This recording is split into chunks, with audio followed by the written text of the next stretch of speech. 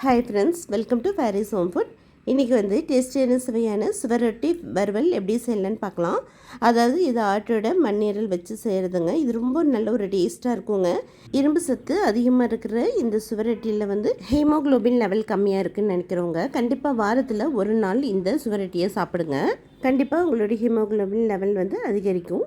Try பண்ணி பாருங்கள். முக்கியமாக ப்ரெக்னெண்ட்டாக இருக்கிறவங்க வாரத்தில் ஒரு நாளாவது இந்த சுவரொட்டியை சாப்பிடுங்க.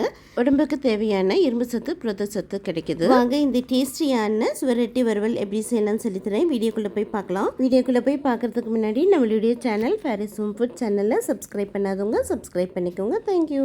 சுவரொட்டி வறுவல் பண்ணுறதுக்கு ஒரு பாத்திரத்தில் தண்ணி ஊற்றிக்கோங்க. தண்ணி நல்லா கொதிக்கும் போது 1/2 டீஸ்பூன் மஞ்சள் தூள், கொஞ்சமாக உப்பும் போட்டுட்டு நல்லா கொதிக்கிற தண்ணியில் முழுசாக இந்த சுவரொட்டியை போட்டுக்கோங்க. இந்த மாதிரி போடும்போது இந்த சுவரொட்டி வந்து கவுச்சி வாடை இல்லாமல் இருக்கும்.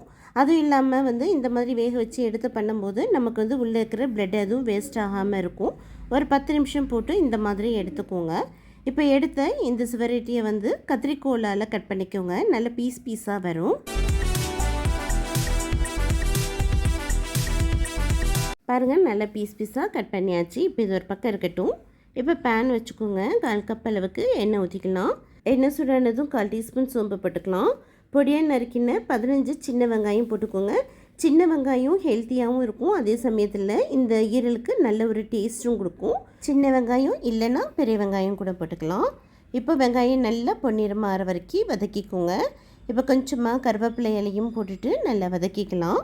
1/2 டீஸ்பூன் அளவுக்கு இஞ்சி பூண்டு பேஸ்ட்டும் போட்டுட்டு நல்லா அடி பிடிக்காமல் நல்லா பச்சை வாசனை போகிற வரைக்கும் நல்லா வதக்கிக்கோங்க.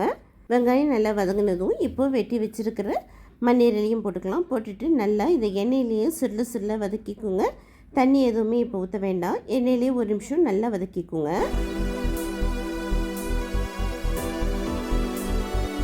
இப்போது 1/4 டீஸ்பூன் மஞ்சள் தூள், 1/2 டீஸ்பூன் சக்தி வரமிளகாய் தூள், 1/2 டீஸ்பூன் மிளகு தூள் போட்டுக்கலாம். போட்டுட்டு நல்லா மசாலா வாசனை போகிற வரைக்கும் 1 நிமிஷம் நல்லா வதக்கிக்கோங்க. இப்போ தேவையான அளவுக்கு கொஞ்சமாக 1 கிளாஸ் அளவுக்கு தண்ணி ஊற்றிக்கோங்க. 1/4 டீஸ்பூன் அளவுக்கு உப்பு போட்டுக்கோங்க. உங்களுக்கு தேவையான அளவு உப்பு நீங்கள் கூடவோ குறைச்சலோ போட்டுக்கோங்க, உங்களுக்கு டேஸ்ட்டுக்கு ஏற்ற மாதிரி. இப்போ நல்லா மிக்ஸ் பண்ணி விட்டுக்கோங்க. உப்பு காரம் எல்லாம் செக் பண்ணிக்கோங்க. அவ்வளோதாங்க. நல்லா மிக்ஸ் பண்ணி விட்டுட்டு இப்போ மூடி போட்டு விட்டுடலாம்.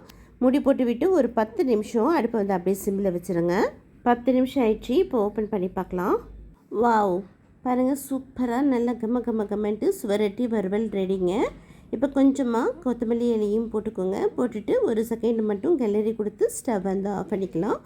வாங்க இப்போ இந்த சுவரொட்டி வறுவலை ஒரு பிளேட்டுக்கு மாற்றிக்கலாம். பாருங்கள், நல்லா கம்மன்ட்டு சுவரொட்டி வறுவல் ரெடிங்க.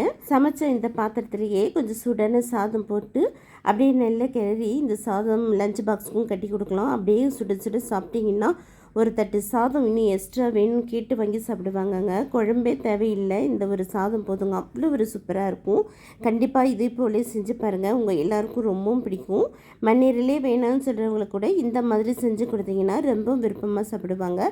கண்டிப்பாக முயற்சி பண்ணி பாருங்கள். செஞ்சு பார்த்துட்டு எப்படி இருக்குன்னு கமெண்ட் பண்ணுங்கள். இந்த வீடியோ பிடிச்சிருந்ததுன்னா மறக்காமல் லைக் பண்ணுங்கள், ஷேர் பண்ணுங்கள், சப்ஸ்கிரைப் பண்ணுங்கள். தேங்க்யூ ஃபார் வாட்சிங். பபாய்.